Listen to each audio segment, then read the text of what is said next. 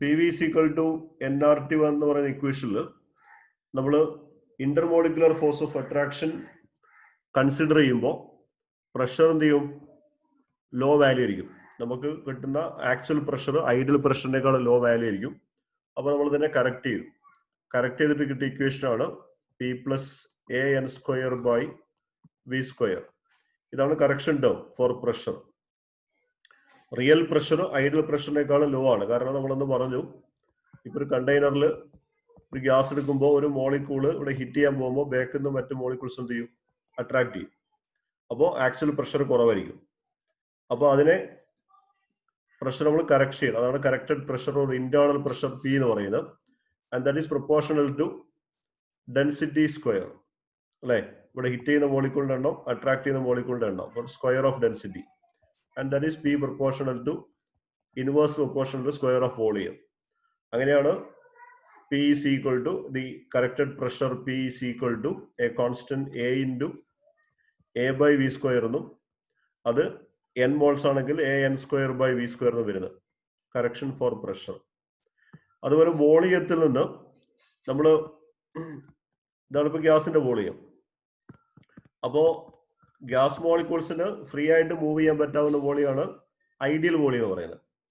ശരിക്കും ആ ideal volume എന്ന് പറയുന്നത് ഈ ഗ്യാസ് മോളിക്യൂൾസ് മാത്രം നമ്മൾ ഒരുമിച്ച് വെച്ച് കഴിഞ്ഞാൽ ഇത്ര വോളിയം കിട്ടുകയാണെങ്കിൽ ആ വോളിയം സബ്സ്ട്രാക്ട് ചെയ്യുന്നതാണ് the ideal volume. So we have to subtract a term from the volume. അങ്ങനെയാണ് V മൈനസ് B വരുന്നത്. V minus NB for N mole is equal to NRT. Okay, ഇതായിരുന്നു നമ്മൾ കഴിഞ്ഞ ക്ലാസ് പഠിച്ചു.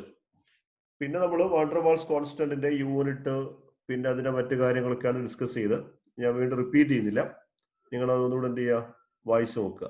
Okay, നമ്മൾ ഇന്ന് discuss ചെയ്യാൻ വേണ്ടി പോകുന്നത് the virial equation of state. അതായത് നമ്മുടെ വാൻ ഡെർ വാൾസ് ഇക്വേഷൻ ഒരു പൂർണ്ണമായിട്ട് സക്സസ്ഫുൾ ആയിട്ടുള്ള ഇക്വേഷൻ ഒന്നും അല്ല. Van der Waals equation fails at low pressure and high temperature. Low pressure-ലും high temperature-ലും van der Waals equation failure ആണ്.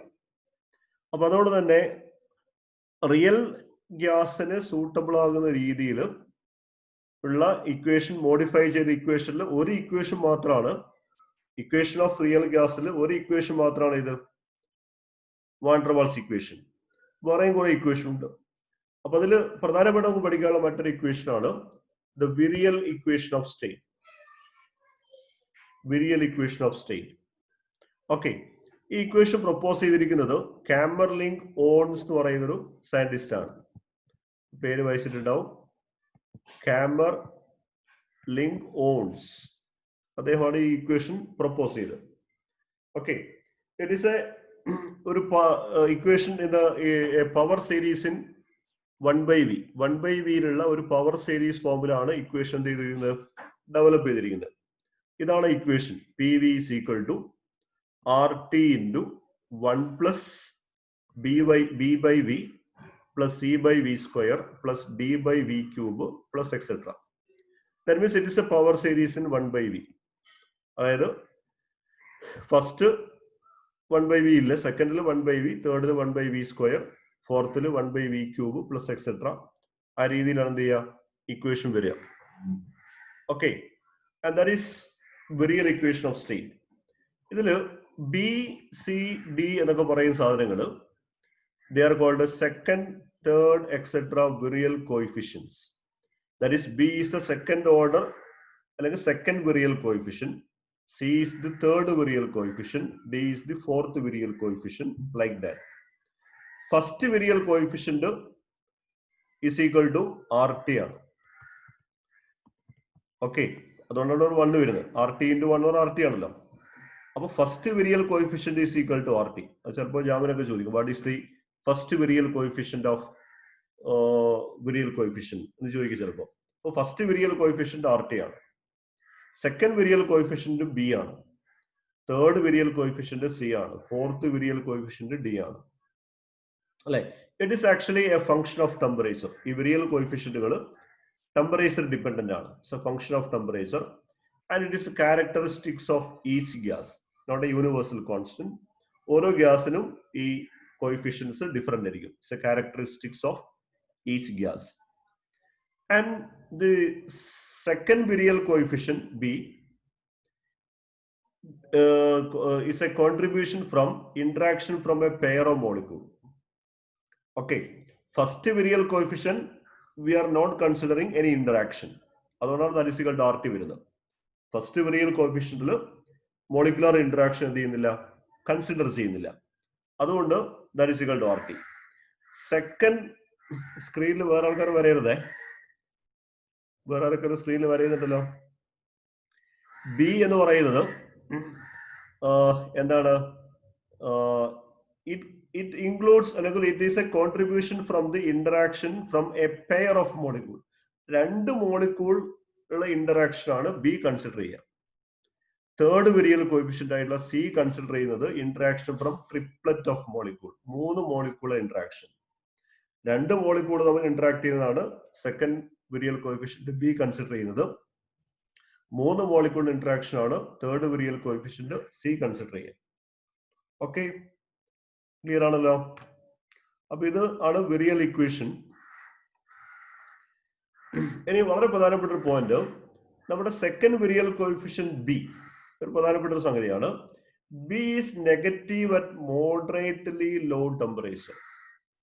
ഓക്കെ, മോഡറേറ്റ്ലി ലോ ടെമ്പറേച്ചറിൽ B is negative and becoming zero at a particular temperature or an increasing temperature, and then positive as the temperature is raised. അതായത് B is negative at low temperature, അല്ലേ?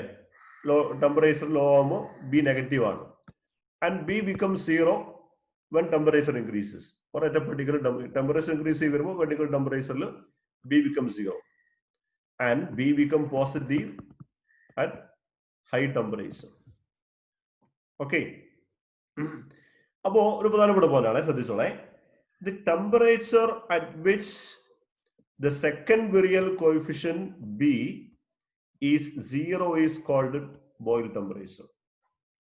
Okay, important ആണ്. അതായത് ഞാൻ പറഞ്ഞു low ടെമ്പറേച്ചറിൽ B is negative, on increasing temperature B become less negative and at a particular temperature it become zero. ആ B equal to zero ആകുന്ന temperature ആണ് Boyle temperature. എന്തായിരുന്നു ബോയിൽ ടെമ്പറേച്ചർ? നമ്മൾ പഠിച്ചിട്ടുണ്ട്.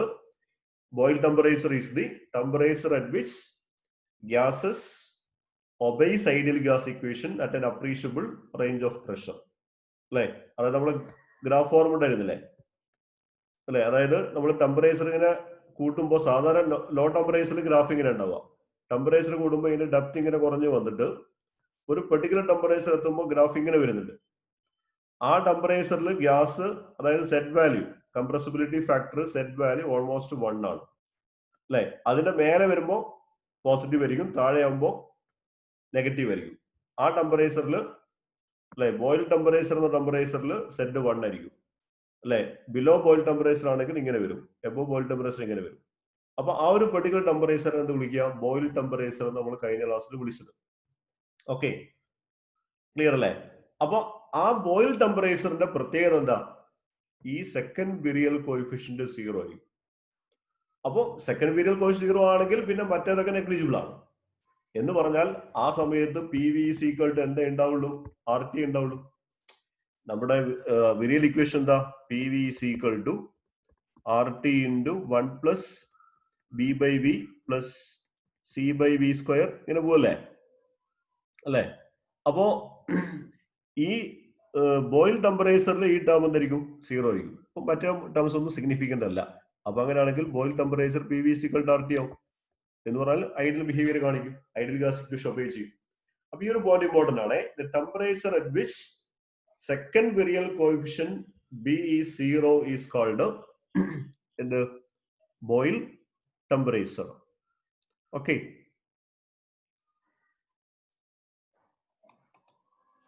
ക്ലിയർ ആണല്ലോ?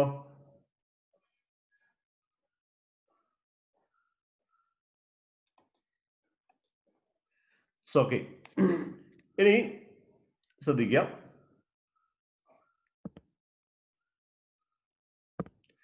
At boil temperature, the attractive force cancelled by repulsive force.